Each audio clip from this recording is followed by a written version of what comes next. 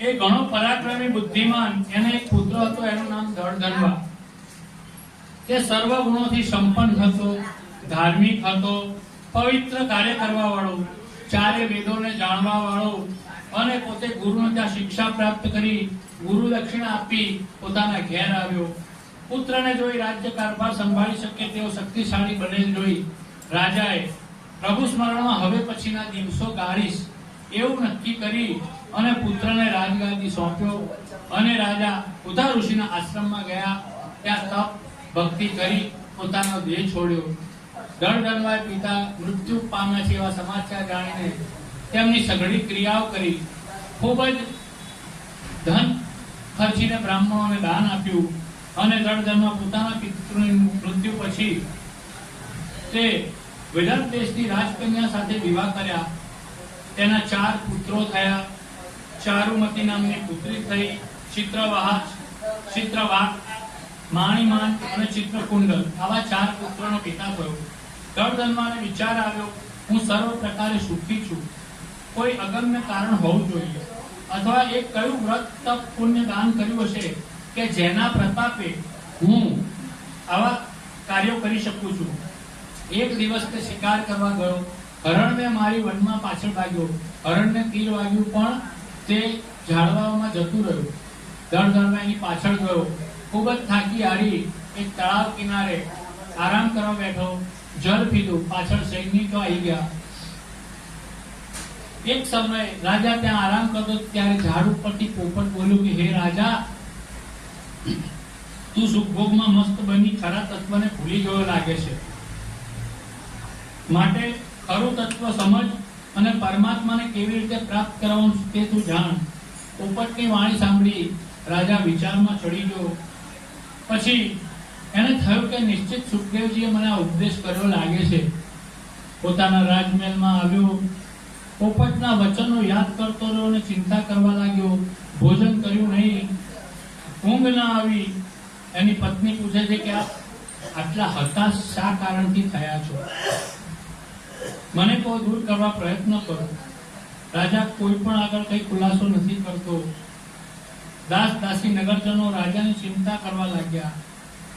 આ કથા પુરુષોત્તમ મહાત્મા દળધન્વાનું આખ્યાન છે. હવે મા બાપની સેવાની કથા આવે છે. એક ગામ હતું, વૃદ્ધ ખેડૂત રહેતો, પત્ની પણ વૃદ્ધ, 4 દીકરા હતા, પણ 4 દીકરા પરણાવેલા અલગ રહેતા હતા. ખેડૂત અને એની પત્ની વૃદ્ધ હોવા છતાં પણ તેઓ જે કંઈ પણ મળે એમાં પોતાનું પેટનું ભરી લેતા. બહુ દીકરાના ઓશિયાળા રહેતા નહીં. એવામાં પુરુષોત્તમ માસ આવ્યો. ખેડૂત પોતાની પત્નીને કહ્યું, આપણે આ પુરુષોત્તમ માસમાં શાંતિથી પ્રભુની ભક્તિ કરી શકીએ, કથા સાંભળી શકીએ, નદીએ નાહી શકીએ, તો આપણે કોઈ દીકરાના ઘેર રહેવા જતા રહીએ. તેની પત્નીએ પણ હામી ભરી. મોટાના પુત્રના ત્યાં ગયા.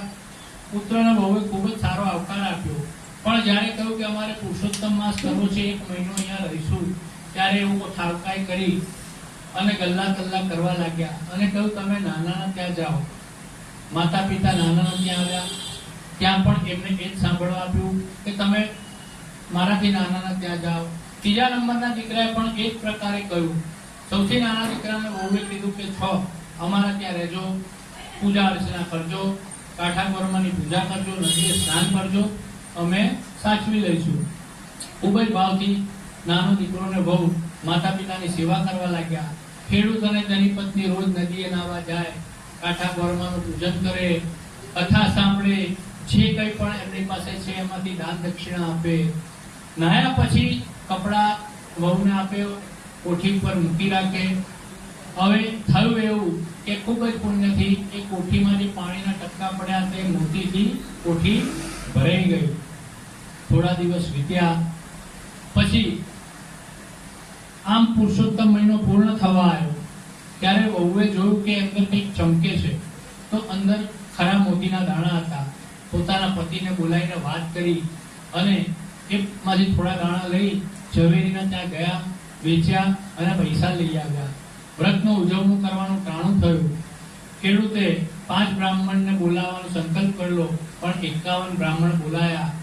ઘણા બધા સગાવાળાઓને બોલાયા, બીજા પુત્ર અને પુત્રવધુને પણ બોલાવ્યા. ખૂબ જ ધન ખર્ચીને ખૂબ જ દાન આપીને પુરુષોત્તમ મહિનાના વ્રતનું ઉજવણું કર્યું. 3 પુત્રો અને વહુઓની આંખો ચાર થઈ ગઈ અને પૂછવા લાગી. નાની વહુ બહુ ભોળી હતી, એણે ભોળા ભાવે સર્વ હકીકત કહી. પછી એ લોકોએ નક્કી કર્યું કે હવે પુરુષોત્તમ મહિનો આવે એટલે માતા પિતાને આપણા ત્યાં રાખીશું. બીજી વખત પુરુષોત્તમ મહિનો આવ્યો ત્યારે 3 પુત્રો મારા ત્યાં રહેશે એમ કરીને માતા પિતાને લઈ જવા પ્રયત્ન કરવા લાગ્યા. પછી નક્કી એવું કર્યું કે સૌથી મોટાના ત્યાં રહેશે અને જે કંઈ પણ મોતી મળશે એ આપણે 3 વહેંચી લઈશું. માતા પિતા નદીએ નાવા જાય, વાર્તા સાંભળે, કથા સાંભળે. મોટા છોકરાની બહુ કે પિતાજી માં કપડા અમને આપી દો, અમે નીચવ્યા વગર સૂકવી દઈશું અને કોઠી પર મૂકી દે. એમને આવી ગયું લોભ ને લાલચ. આમ ને આમ પુરુષોત્તમ મહિનો પૂરો થયો. એ વખતે પણ ખૂબ જ ધામધૂમથી વ્રતનું ઉજવણું કર્યું. પછી 3 વહુઓ ભેગી થઈ કોઠી પાસે જઈને જુએ છે તો કોઠીમાં હાથ નાખ્યો તો ભીની માટી હાથમાં આવી. વધુ હાથ નાખવા ગયા તો કોઠી જ પાણીથી ભીની થયેલી બેસી ગઈ. આમ કેમ થયું?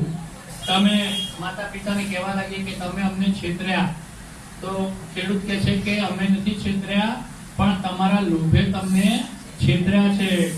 આમ પુરુષોત્તમ માસમાં લોભ તમને નડ્યો છે. ભગવાન તો બધું જાણે છે, તે કોઈનાથી છેતરાતો નથી. આપણે આપણી જાતને છેતરીએ છે.